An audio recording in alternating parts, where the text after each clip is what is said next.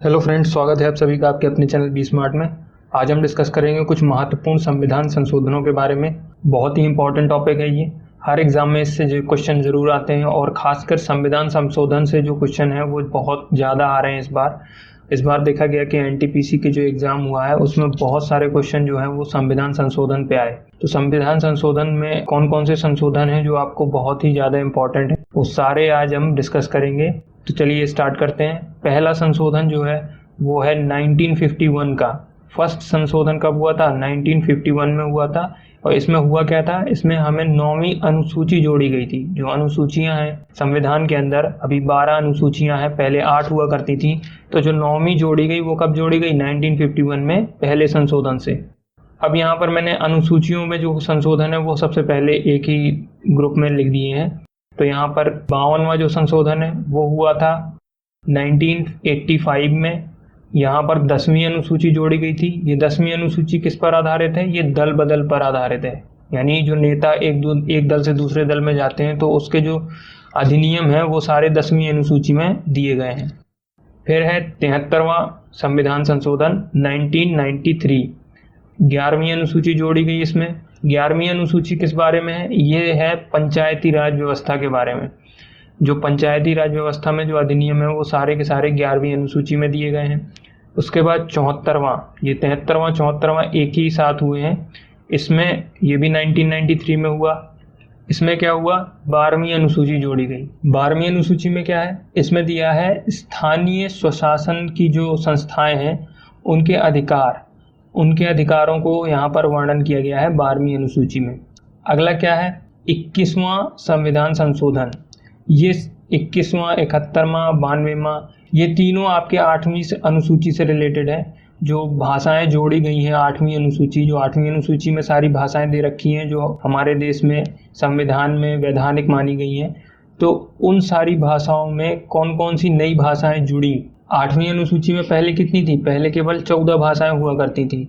लेकिन बाद में जब संविधान संशोधन हुए तो उनमें डिफरेंट लैंग्वेजेस जोड़ी गई हर बार। तो जो 21वां संशोधन हुआ उसमें सिंधी भाषा को 8वीं अनुसूची में जोड़ा गया। ये कब हुआ? 1967 में हुआ। अगला है 71वां संशोधन।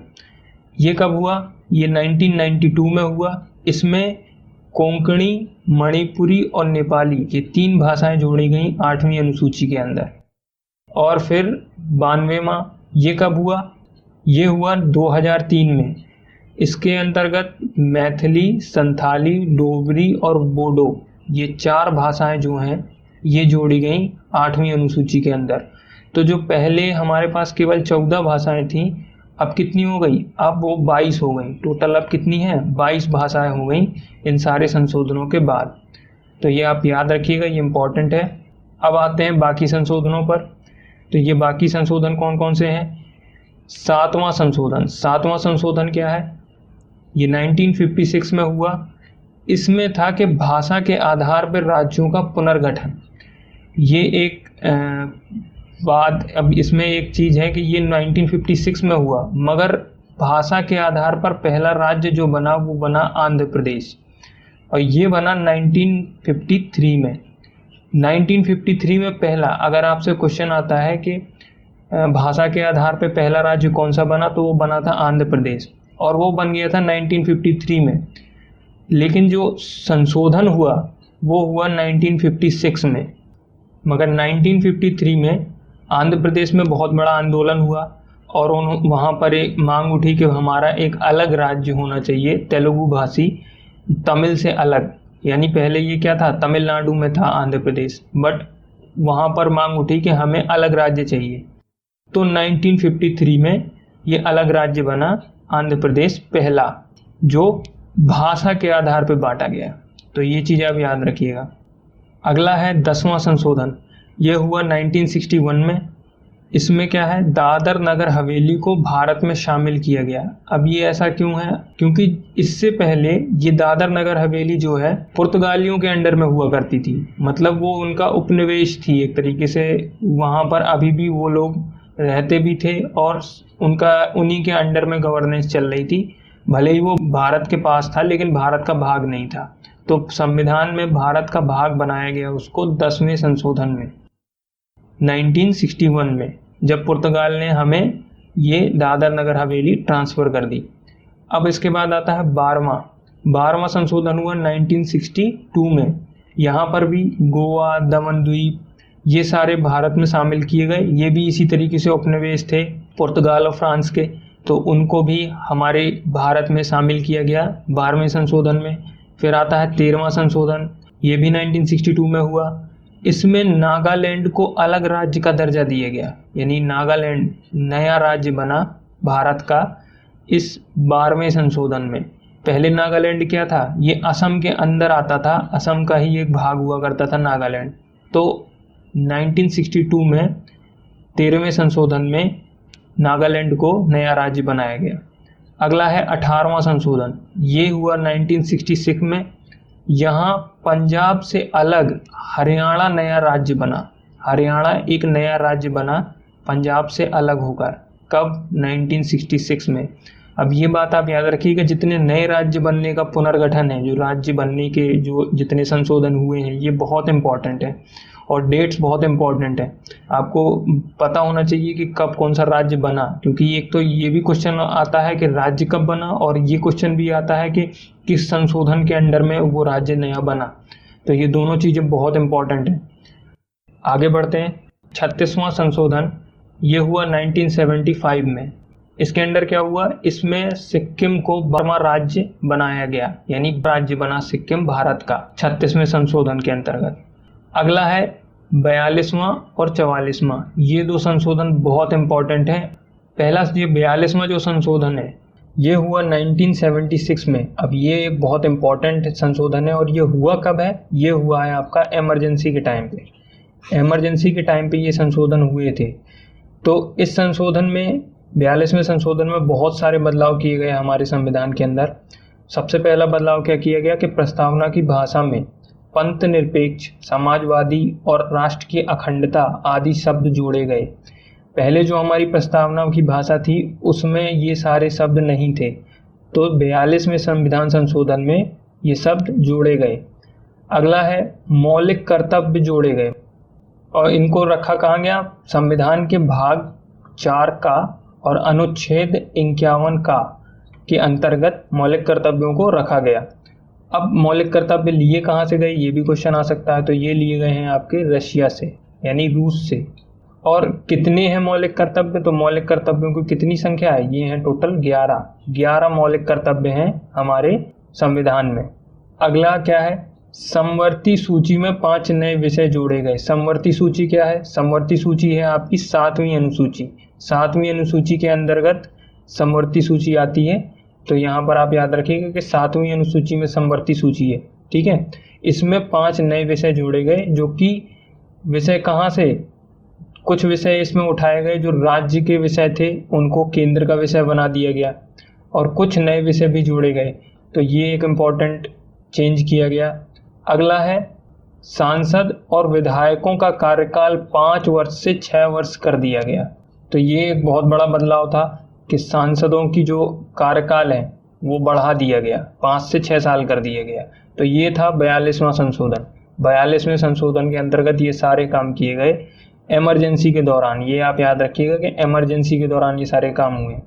फिर 44वां संशोधन, इमरजेंसी के जस्ट बाद, आपातकाल के जस्ट बाद हमारा जो संशोधन हुआ है वो था 44वां। ये कब हुआ, 1978 में हुआ।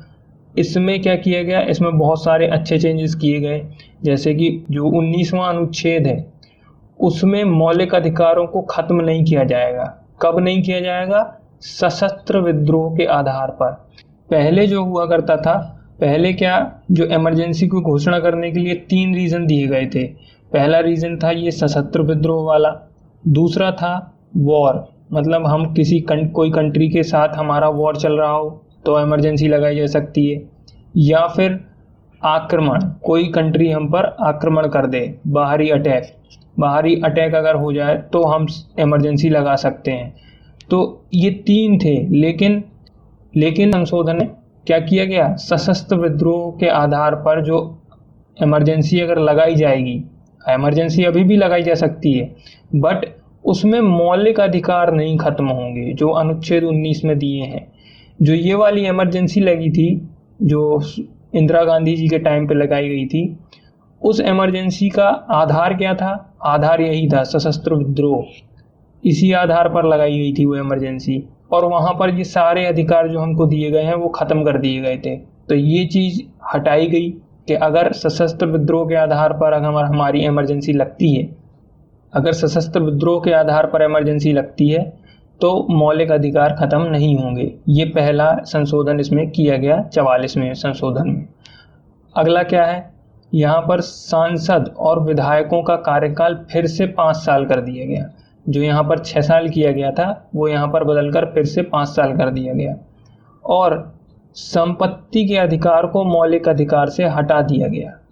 अब संपत्ति का अधिकार जो है वो मौलिक अधिकार नहीं रहा। पहले मौलिक अधिकारों में हुआ करता था, आर्टिकल 19 के जो मौलिक अधिकार थे उनमें दिया था कि संपत्ति रखना मौलिक अधिकार है, बट इसको हटाकर कानूनी अधिकार बना दिया गया 44वें संशोधन में।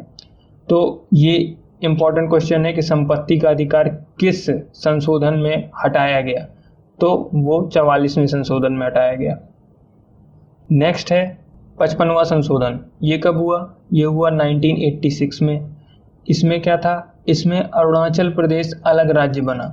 अरुणाचल प्रदेश को नया राज्य बनाया गया। ये भी पहले किस में था? असम में था, तो हटाकर इसको नया राज्य बना दिया गया। अगला है 56वां संशोधन। 56वां संशोधन कब हुआ? 1987 में हुआ। इसमें क्या किया गया? इसमें गोवा को पूर्ण राज्य का दर्जा दिया गया। पहले गोवा क्या हुआ करता था? एक यूनियन टेरिटरी थी, यानी केंद्र शासित प्रदेश था। अब इसको क्या कर दिया? पूर्ण राज्य का दर्जा दे दिया 1987 में।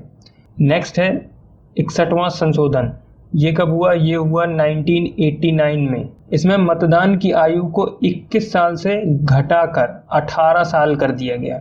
ये बहुत इंपॉर्टेंट है, ये बहुत बार आ चुका है ये वाला संशोधन। डेट पूछी जा सकती है आपसे कि किस ईयर में हुआ, और ये भी पूछा जा सकता है कि कौन सा संशोधन था जिसमें 21 से 18 कर दी गई वोटिंग की एज। तो 61वां संशोधन याद रखिएगा कि इसमें वोटिंग की एज को घटाकर 18 साल कर दिया गया। पहले कितनी थी? 21 साल, अब 18। नेक्स्ट है 69वां संशोधन। 69वें संशोधन में क्या हुआ? ये हुआ 1991 में। इसमें दिल्ली को राजधानी क्षेत्र का दर्जा दिया गया। नेक्स्ट है 84वां संशोधन। ये हुआ 2001 में। इसमें क्या किया गया? लोकसभा तथा राज्य विधानसभा की सीटों की संख्या 2026 तक यथावत रखने का निर्णय लिया गया है। कब तक के लिए? 2026 तक के लिए। जो सीटें 2001 के टाइम पे जितनी सीटें हुआ करती थी लोकसभा में और जो आज हैं, वो सारी की सारी 2026 तक सेम रहेंगी। इनमें ना कुछ बढ़ेगा ना घटेगा। ये सारा निर्णय कब लिया गया था? 2001 में 84वें संविधान संशोधन। इसको हम क्या कहते हैं? परिसीमन। जो परिसीमन जो होता है, परिसीमन समिति बनती है जिसमें हम हर एक जनगणना के बाद हम पता लगाते हैं कि लोकसभा में कहाँ कौन सी सीट बढ़ानी है, कहाँ पे सीट घटानी है। तो ये सब जो है परिसीमन के द्वारा हुआ था। ये 84वां संशोधन जो है वो 2001 जनगणना पे आधारित है, और वहाँ पर डिसाइड हुआ कि 2026 तक सारी सीटें जो हैं वो सेम रहेंगी। अगला है 86वां संशोधन। ये 2002 में हुआ। इसमें क्या किया गया? 6 से 14 साल तक के बच्चों को अनिवार्य शिक्षा देना होगा। ये किसके लिए अनिवार्यता बनाई गई? ये बनाई गई थी राज्य सरकार के लिए, कि राज्य सरकारों का ये कर्तव्य होगा कि वो सारे बच्चों को, जो 6 से 14 वर्ष के बच्चे हैं, उनको अनिवार्य शिक्षा देने के लिए स्कूल बनाएं और बच्चों को स्कूल जाने के लिए प्रेरित करें।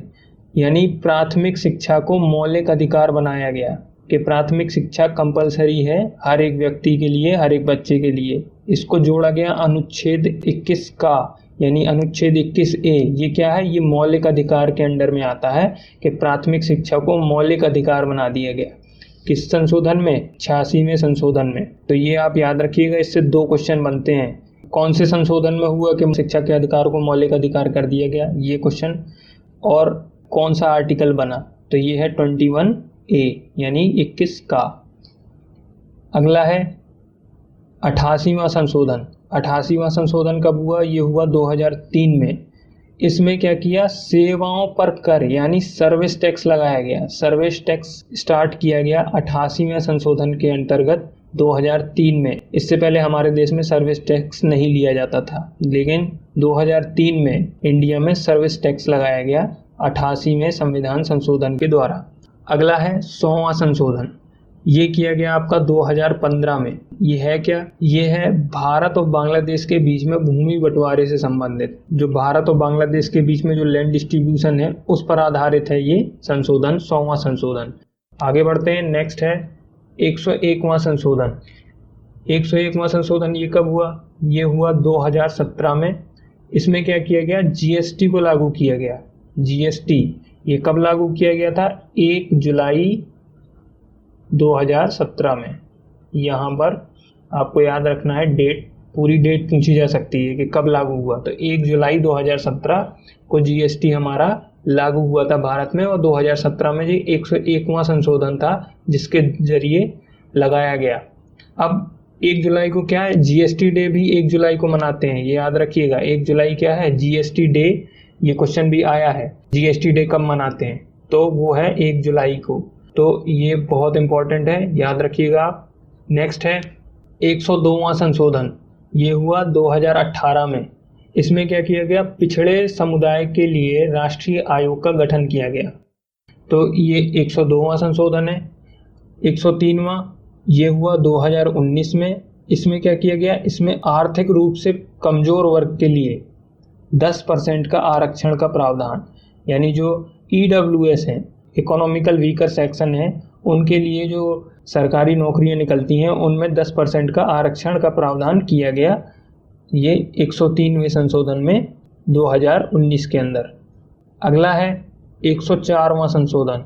ये संशोधन 2020 में हुआ।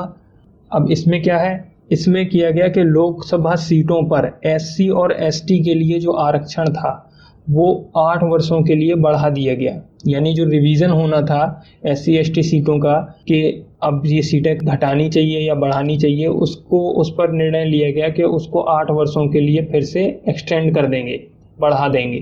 तो ये हुआ पहला चीज़। दूसरी चीज़ क्या हुई कि लोकसभा में 2 आंग्ल भारतीय समुदाय के व्यक्तियों की नियुक्ति का प्रावधान खत्म कर दिया। यानी लोकसभा में जो 2 आंग्ल भारतीयों की नियुक्ति राष्ट्रपति द्वारा की जाती थी, तो वो क्या किया गया? उन सीटों को ख़त्म कर दिया गया। अब कोई 2 आंग्ल भारतीयों की नियुक्ति नहीं की जाएगी लोकसभा के अंदर। वो जो व्यवस्था थी वो ख़त्म कर दी गई इस संविधान संशोधन के द्वारा। तो ये थे अब तक के सारे संशोधन जो बहुत इंपॉर्टेंट है एग्ज़ाम पॉइंट ऑफ व्यू से।